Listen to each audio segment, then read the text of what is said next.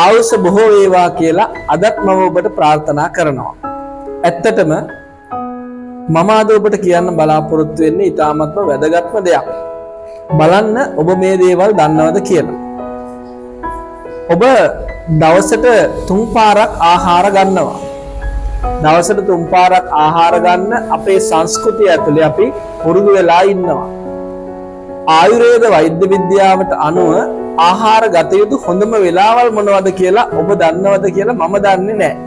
ඉතින් මම දන්නේ නැති හින්දා ඔබ දන්නේ නැහැ කියලා හිතාගෙන මම මේක අද කියලා දෙන්නයි හදන්නේ. ඊට ඉස්සෙල්ලා දැනගන්න ඕන දෙයක් තියෙනවා.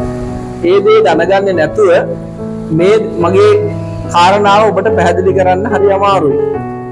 ඔබ දන්නවනේ මම මුලින් වීඩියෝ එකකදී පැහැදිලි කළා වාත පිත්ත කප කියන ශක්තියින් තුනක් අපේ ශරීරය ඇතුලේ ක්‍රියාත්මක වෙනවා කියලා. උපතේ සිට මරණය දක්වා අපේ ශරීරය පැවැත්මට මේ ශක්තියින් තුන ඉතාමත්ම වැදගත් වෙනවා. නමුත් මේවා අඩු වැඩි වීම නිසා ශරීරයට හානිකර තත්ත්වයන් ඇතිවීමත් සිද්ධ වෙනවා.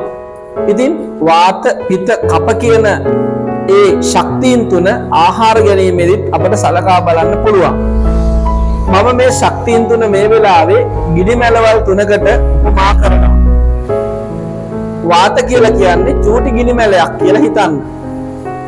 පිත කියලා කියන්නේ ලොකු ගිනි මැලයක් කියලා හිතන්න. කප කියලා කියන්නේ පුංචි ගිනි මැලයක් කියලා හිතන්න. අපි මෙහෙම කියමුකෝ. ටෙලිස්කෝප්යක් තරම් ගිනි මැලයක් තමයි ටෙලිස්කෝප් එකකින් ප්‍රමාණයෙන් උඩට එන ගිනි මැලයක් තමයි වාත කියලා කියන්නේ. පිත කියලා කියන්නේ හරියට කාමරයක් වගේ මුළු කාමරයක් අවුලවන්න පුළුවන් ලොකු ගිනි මැලයක් කියලා හිතන්න. කප කියලා කියන්නේ ටෙලිස්කෝප්යක් වගේ ප්‍රමාණයකින් උඩට එන පුංචි ගිනි මැලයක් කියලා හිතන්න. ඔන්න ඔය අදහස ගත්තාම ඔබට මම මේ කියන්න යන දේ ගැන හොඳට අවබෝධයක් ගන්න පුළුවන්. එතකොට අපේ ශරීරයේ මෙන්න මේ වාත පිත කප කියන තුනම හැම වෙලෙම තිබුණට එක එක දේවල් ඒ වයින් තුනෙන් එකක් එක කාලයකදී වැඩිපුර බල පවත්වනවා. හරියට මේ වගේ අපේ රටේ දේශපාලන පක්ෂ හැමදාමත් තියෙනවා. නමුත් ඒ කාලේ රජ කරන්නේ එක එක ආණ්ඩු තමයි. JVP ඊළඟට ශ්‍රී ලංකා UMP පෙරටුගාමී ආදී වශයෙන් විවිධ පක්ෂ තියෙනවා. ඒවා හැමදාමත් රට තුල තිබුණට ඒ කාලේ ඒ ප්‍රදේශවල රජ කරන්නේ කුමක්ද කියන එක කාලෙන් කාලට වෙනස් වෙනවා. ඒ වගේ අපේ ශරීරයේ ඇතුලේ වාත පිත කප කියන ශක්තියින් තුන හැමදාම තිබුණට එක එක කාලෙදී රජ කරන්නේ එයින් එක්කෙනෙක් විතරයි. දැන් අපි මේ රජ කරන වෙලාව හඳුනා ගන්න උත්සාහ කරමු. උදේ 6 ඉඳලා උදේ 10 වෙනකන් රජ කරන්නේ කප කියන ශක්තිය.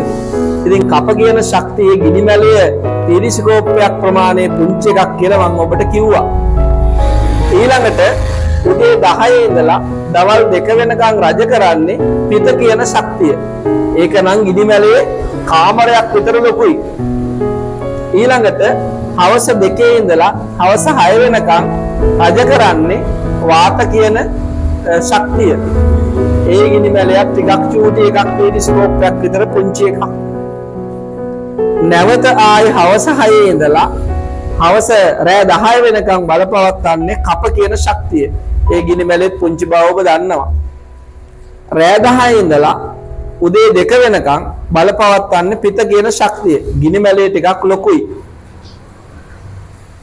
රෑ 2 ඉඳලා උදේ 6 වෙනකන් නැවත වාතය කියන ශක්තිය බලපවත්වන්නේ ගිනි මැලේ ටිකක් චූටි. එතකොට මේ ගිනි මැල තුනේ ප්‍රමාණ ගැන ඔබට තේරෙන හින්දා අපි දැන් ආහාරය කියන කතාව මේකට සම්බන්ධ කරගන්න බලමු. ඔබ දන්නවා අපි කියමු ආහාරය කියන්නේ කිතුල් කොටයක් කියලා. දැනට හිතමු. ඔබ ගන්න කිතුල් කොටේ කොටසක් අඩි 2-3ක කිතුල් කොට කෑල්ලක්. නැත්තම් කිතුල් කොට ප්‍රමාණය දර පුට්ටියක් කියලා හිතන්න ඔබ ගන්න ආහාරය. එතකොට මේ ගිනි මැල තුන ක්‍රියාත්මක කරන වේලාවල් ඔබ දැන් දන්නවා. උදේ 6 ඉඳලා උදේ 10 වෙනකන් කප කියන පුංචි ගිනි මැලේ. උදේ 10 ඉඳලා දවල් 2 වෙනකන් පිත කියන මහා ගිනි මැලේ.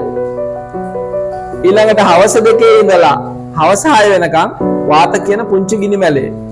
ඉතින් මේ කිතුල් කොටයක් තරම් ලොකු නැමැති ඒ ප්‍රමාණයේ ආහාරය දාන්න හොඳම වෙලාව මොකක්ද කියලා චුට්ටක් හිතලා බලන්න. ඒ සඳහා සුදුසුම වෙලාව උදේ 10 ඉඳලා දවල් 2 වෙනකම් බව ඔබට ඉතාමත්ම පැහැදිලි වෙන්න ඕන. මම මේ ආහාරයේ ගන්න හොඳම වෙලාව කියන්නයි මෙච්චර ටිකක් කිව්වේ. එතකොට උදේ 10 ඉඳලා හවස 2 වෙනකම් තමයි ශරීරයේ හොඳටම බඩගින්න ක්‍රියාත්මක වෙන්නේ. ආහාර දිරවීමේ ශක්තිය උපරිමයෙන් ක්‍රියාත්මක වෙන්නේ උදේ 10 ඉඳලා හවස 2 වෙනකම්. ඒකයි අවම වශයෙන් දවල් කෑම එකක් දෙකක් අතරවත් කන්න කියන්නේ. ඔකට හොඳම වෙලාව 11යි 1යි අතර කාලය. 11යි 1යි අතර කාලය ආහාර ගැනීමට ඉතාමත්ම සුදුසු බව තමයි ආයුර්වේදයේ සඳහන් වෙන්නේ. ඒ වගේම හවස 2 ඉඳලා 6 වෙනකන් වාතනේ පුංචි ගිනි මැලයක්නේ. ඉතින් ආහාරය නොගෙනත් බෑනේ. පොටු කෑල්ලක් වගේ දර කෑල්ලක් ඒ ගිනි මැලයට දැම්මට පුච්ච ගන්න පුළුවන්. ඒකෙන් අදහස් වෙන්නේ චූටි ආහාර වේලක් තමයි සරල ආහාර වේලක් තමයි දාන්න ඕන.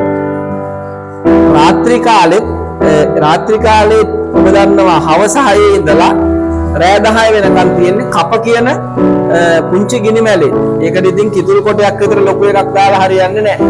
ඒකටත් පුංචි දර කෑල්ලක් තමයි දාන්න ඕනේ, නැත්නම් ගිනි මැලේ තමයි නිවෙන්නේ.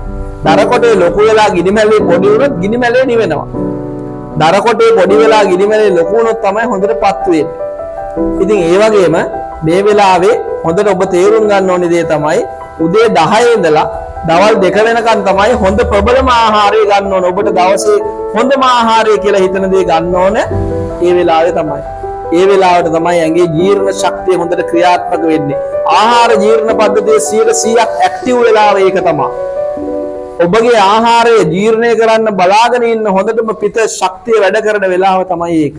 ඉතින් ඒ වෙලාවට කාලා හොඳ ශක්තිමත් මිනිසෙක් විදිහට ලෝකයට මුහුණ දෙන්න ඔබට ශක්තිය ධෛර්යය ලැබේවා කියලා මම ප්‍රාර්ථනා කරනවා. බොහොම ස්තුතියි.